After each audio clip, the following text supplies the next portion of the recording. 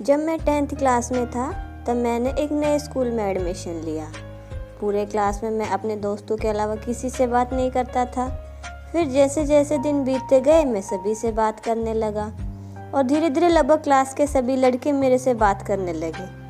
ऐसा करते करते लगभग 5 महीने बीत गए। मैंने ध्यान किया कि क्लास में एक लड़की थी, वो न किसी से बात करती थी और न किसी की तरफ देखती थी। बस दोस्तों के साथ पढ़ने में, दोस्तों के साथ घूमने में और दोस्तों के साथ खेलने में मुझे बहुत मज़ा आता था। एक दिन मेरे दोस्त विजय ने मुझसे एक शर्त लगाने की बात कही। मैंने उससे पूछा कि किस चीज़ की शर्त। तब उसने कहा कि यदि तो उसमें दम है तो उस लड़की को प्रपोज करके दिखा और इस काम के लिए तेरे पास बस 1 महीना है।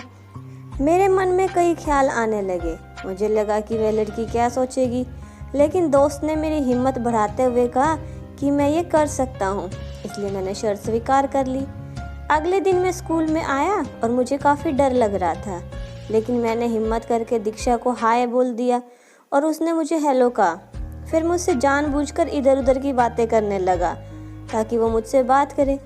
इसी बीच मैंने उससे उसकी कॉपी ले ली ताकि इसी बहाने अगले दिन फिर से हम दोनों के बीच बात हो सके।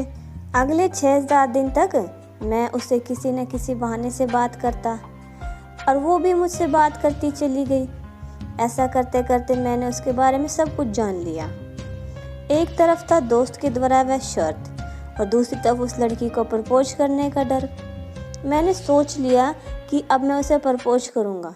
सिर्फ 7 दिन बाकी थे उस शर्त को पूरा करने के लिए। मैंने सोचा था कि उसे 1 दिन पहले ही प्रपोज करूँगा। दीक्षा लगातार 2 दिन तक स्कूल नहीं आई। मैं बिल्कुल डर गया था कि कहीं वो प्रपोज करने वाले दिन भी नहीं आई तो। पर पता नहीं क्यों मुझे पूरा यकीन था कि वह उस दिन ज़रूर आएगी। मैंने उसका उस दिन बहुत इंतज़ार किया।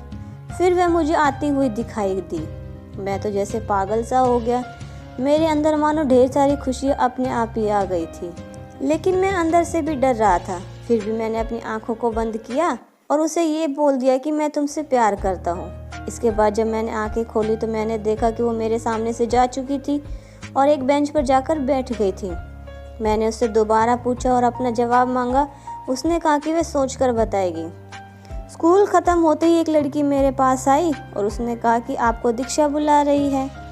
मैं बहुत डर गया था, लेकिन मैं उसके पास गया और उसने धीरे से मेरे कान में बोला कि मैं भी तुमसे प्यार करती हूँ। मैं तो जैसे पागल सा हो गया। मुझे लग ही नहीं रहा था कि मैं एक आम आदमी हूँ। मुझे लग रहा था जैसे कि मैं राजा बन चुका हूँ। वो जो उस समय मैं महसूस कर रहा था मैं आपको बता भी नहीं सकता। धीरे धीरे हम लोग एक साथ रहने लगे। हम लोगों ने दोनों एक साथ एक कॉलेज में एडमिशन लिया। हम लोग दोनों कॉलेज एक साथ जाते थे और एक साथ ही आते थे। मैं हर रोज़ उसको उसके मोहल्ले तक छोड़ने जाता था। बहुत अच्छा लगता था। हम दोनों एक साथ रहने लग रहे थे। एक दिन मैं कॉलेज नहीं आया क्योंकि मुझे घर में ज़रूरी काम था, लेकिन मुझे नहीं पता था कि मेरे साथ ऐसा होगा। मैं उस दिन बर्बाद हो गया। मेरी ज़िंदगी रुक सी गई थी। 10 मिनट पहले मेरी उससे बात हुई। उसने कहा कि घर पहुंचकर कॉल करती हूँ। उसका शाम तक फ़ोन नहीं आया। शाम से रात हो गई लेकिन उसका फ़ोन नहीं आया। सुबह भी हो गई लेकिन उसका फ़ोन नहीं आया। मैं अगले दिन कॉलेज पहुँचा, लेकिन वह मुझे कहीं पर भी नहीं दिखी। मैं जैसे ही कॉलेज पहुंचा तो मेरे दोस्तों ने बताया कि कल दीक्षा का सड़क पार करते हुए एक्सीडेंट हो गया था। मुझे यकीन नहीं हो रहा था, लेकिन यही सच्चाई थी। भगवान ने हमें दूर कर दिया था और वो मुझसे जुदा हो गई थी और मैं आज भी उसका इंतज़ार कर रहा हूँ।